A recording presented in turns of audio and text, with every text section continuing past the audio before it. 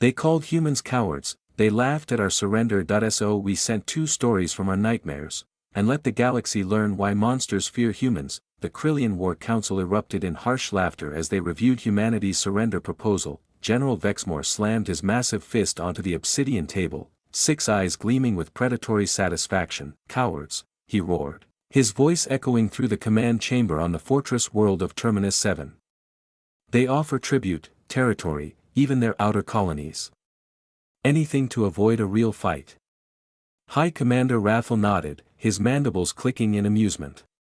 The Krillian hegemony had conquered 43 species in the past millennium. All had eventually begged for mercy, none so quickly as these soft mammals from the 3rd spiral arm. Perhaps we should demand more, war leaders Ashin suggested. Their core worlds. Their breeding females. Let them truly understand their place. The response was transmitted within the hour, complete surrender. Or total annihilation. No negotiation.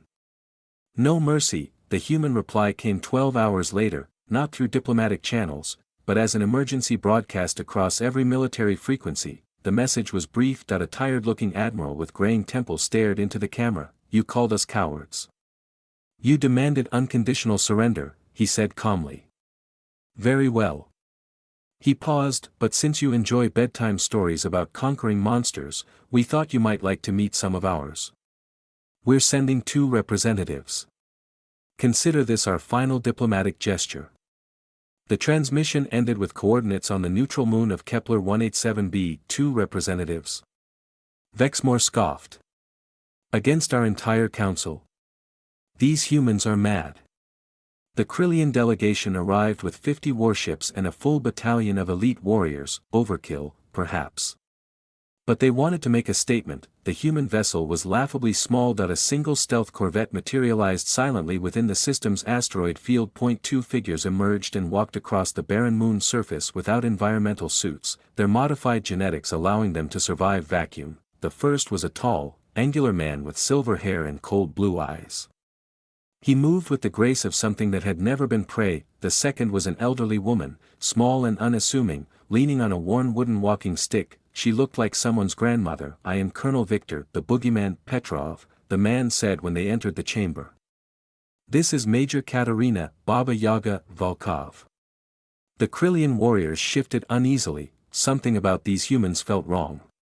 Dangerous. Like standing near an unstable reactor core. You mock us with children's tales, Vexmore snarled, though his voice lacked its earlier confidence. Victor smiled, an expression that never reached his eyes. Children's tales, General. I'm called the Boogeyman because I'm what nightmares are afraid of. I've eliminated entire enemy command structures without them ever knowing I was there. Katerina tapped her walking stick once against the floor. The sound echoed unnaturally. And I earned my name, she said softly, by collecting the bones of those who threaten human children. I have quite an extensive collection. Impossible, Rathel hissed.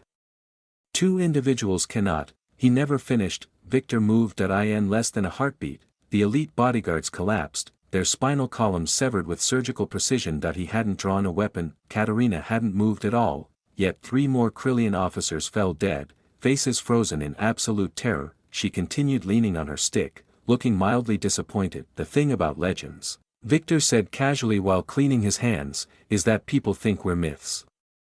Stories. We became legends by doing legendary things. The remaining Krillian leaders pressed against the far wall, warrior pride forgotten. Katerina sighed, you called humans cowards. Cowards survive. Cowards adapt. Cowards create monsters like us to do the necessary work while they sleep peacefully in their beds. What do you want?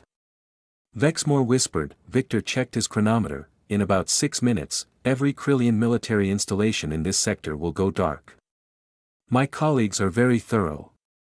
Simultaneously, Katerina added pleasantly, your entire command structure will learn what happens when someone threatens our people. I've trained many students. They've been very patient. The moon's communication array erupted with distress signals. Base after base reported catastrophic failures. Commanders found dead in locked rooms. Entire fleets vanished from sensor arrays. this is impossible, Vexmore gasped. No, Katerina corrected gently. This is what happens when you mistake restraint for weakness.